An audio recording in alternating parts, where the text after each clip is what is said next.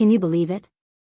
For a family of 5 to simply be allowed to board a plane to London in 2026, they have to pay an entry tax of up to 100 through the ETA system.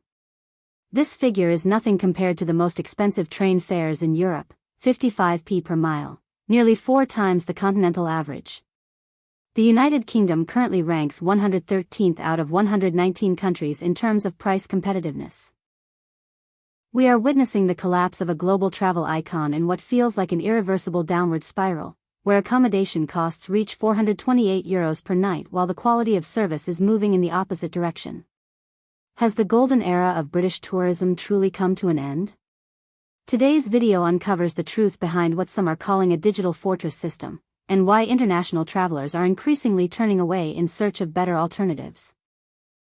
Perhaps we have become too accustomed to viewing London as the center of the universe, a destination that anyone with a passport must visit at least once.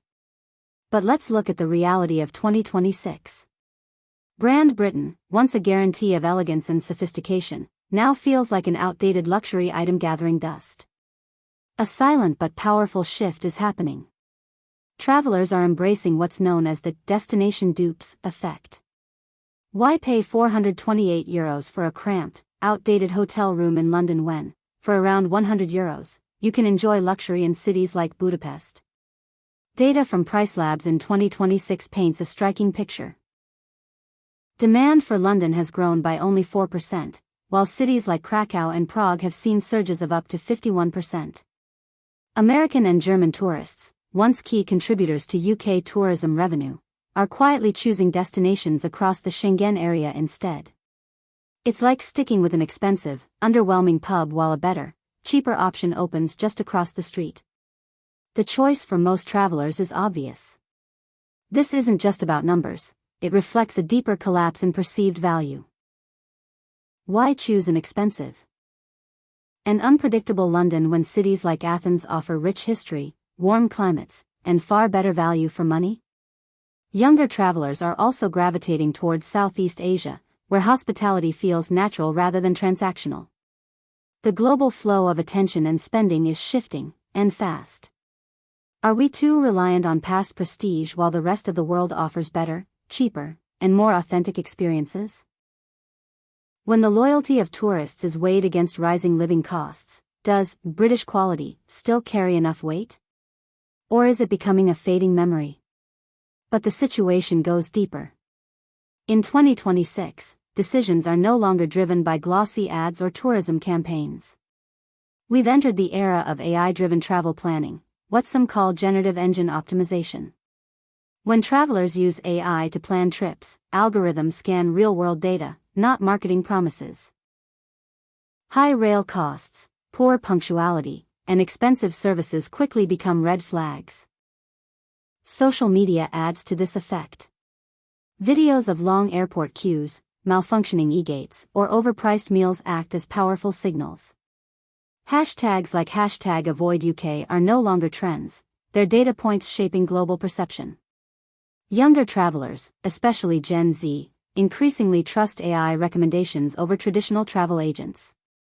Private groups and messaging apps amplify real experiences, spreading both positive and negative impressions rapidly. As a result, the UK risks becoming digitally invisible, not banned, but simply not recommended. At the same time, physical barriers are rising.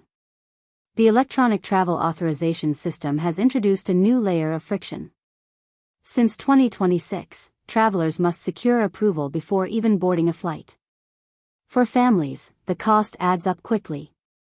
What was once a simple process now feels like an entry tax.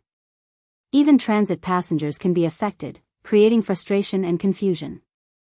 Airlines, facing heavy penalties for errors, have become stricter gatekeepers. System failures and long queues only reinforce negative experiences.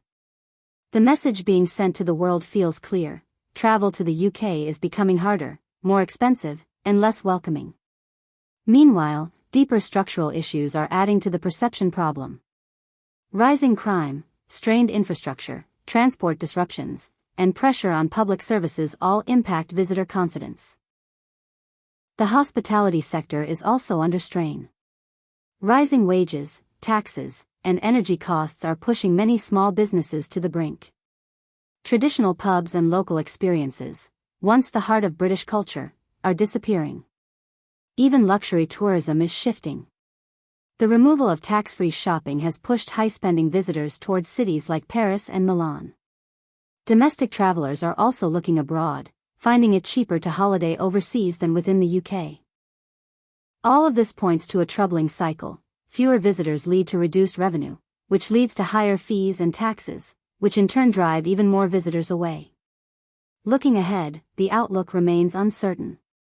Without meaningful changes, the UK risks becoming an expensive destination with declining value, a place admired for its past rather than chosen for its present. Perhaps the path forward requires something simple but difficult: humility. A willingness to reassess, adapt, and rebuild trust. Because in a world driven by real data and real experiences, reputation is no longer controlled, it's earned. So the question remains, if you had £5,000 to spend, would you choose the UK, or look elsewhere for better value and experience?